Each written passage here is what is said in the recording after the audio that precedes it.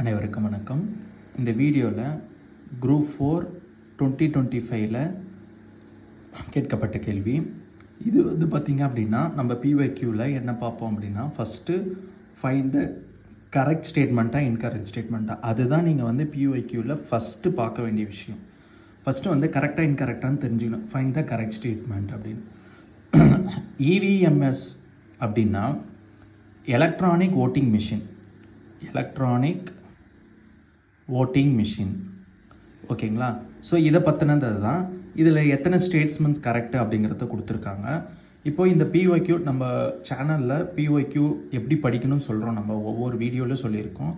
So பிஒய்க்யூனா டேரெக்டாக answer மட்டும் எழுதுறது பிஒய்க்யூ இல்லை, ஓகேங்களா. ஆன்சர் மட்டும் எழுதுறது பிஒய்க்யூ இல்லை. இந்த மாதிரி நோட்ஸு எழுதி வச்சுக்கணும். அந்த பிஒய்க்யூ சம்மந்தமாக நோட்ஸை நீங்கள் எழுதி வச்சுக்கணும். இவிஎம்எஸ்னால் எலக்ட்ரானிக் ஓட்டிங் மிஷின், ஓகேங்களா. ஃபஸ்ட்டு எங்கே யூஸ் பண்ணாங்க அப்படின்னா பரவூர் அசம்பிளி கான்ஸ்டியூன்சி, இங்கே தான் கேரளாவில் 1982, ஓகேங்களா. அதுக்கப்புறம் எலெக்ஷன் கமிஷன் என்ன சொல்லுதுன்னா 1998 இவிஎம்மை இன்க்ரீஸ் பண்ணலாம் அப்படின்னு சொல்கிறாங்க. 2003 எல்லா ஸ்டேட் எலெக்ஷன்ஸ்லேயும் ஆல் ஸ்டேட் எலெக்ஷன்ஸ்லேயும் இவிஎம் யூஸ் பண்ணுறாங்க. 2004 தான் என்ன சொல்கிறாங்க அப்படின்னா ஹிஸ்டாரிக் டெசிஷன் எடுக்கிறாங்க.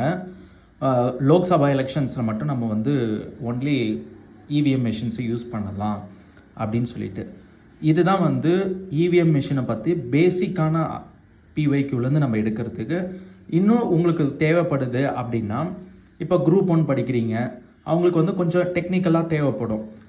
ஏன் குரூப் 2 படிச்சிருந்தாலும் இந்த விஷயமும் நீங்கள் எழுதணும்.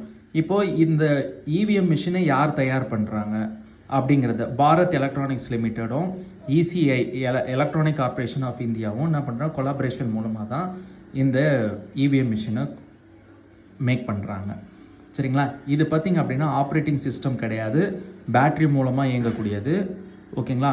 கவுண்டிங் 2000 வோட்ஸ் வரைக்கும் நம்ம என்ன பண்ணலாம், கவுண்ட் பண்ணலாம்.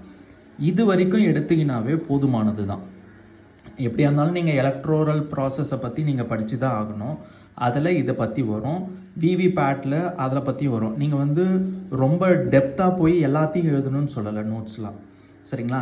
இந்த அளவுக்கு அந்த பிஒய்க்யூவில் கேட்ட அளவுக்கு எழுதியிருந்தால் போதும். நான் முதல்ல சொல்கிறது தான், நம்ம சேனல் ஃபாலோ பண்ணுறவங்களுக்கு தெரியும்.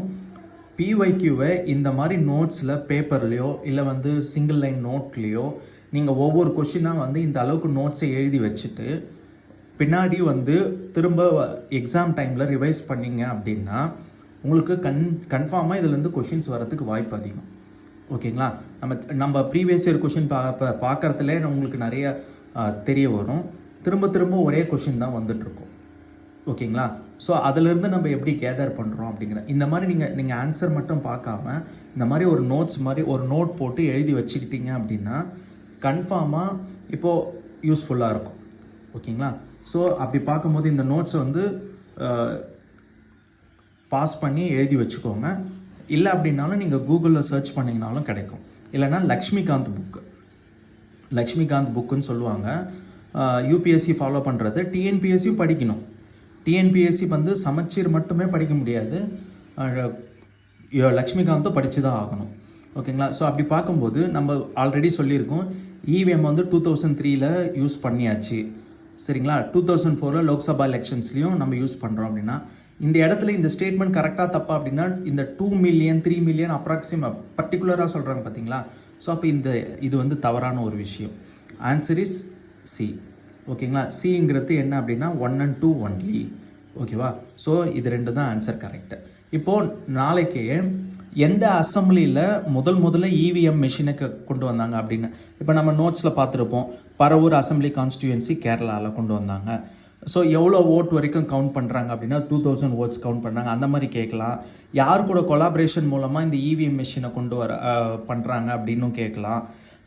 எந்த டெக்னிக்கல் எலெக்ஷன் கமிஷன் டெக்னிக்கல் டீமை யூஸ் பண்ணுறாங்க அப்படின்னும் கேட்கலாம், ஓகேங்களா. ஸோ இதிலிருந்து தான் வருமே தவிர ரொம்ப டெப்த்தாக கேட்க மாட்டாங்க. இன்னொன்று இது கூட சொன்னால் விவிபேட்னு சொல்லுவாங்க, அது ரீசெண்டாக வந்தது விவிபேட்னு சொல்லிட்டு அதையும் நீங்கள் பார்த்துக்கணும். ஸோ ஃபர்தராக வரக்கூடிய பிஒய்க்யூவில் இதை பற்றி நம்ம பார்ப்போம். ஸோ வீடியோ பிடிச்சிருந்தா சப்ஸ்கிரைப் பண்ணுங்கள். நன்றி.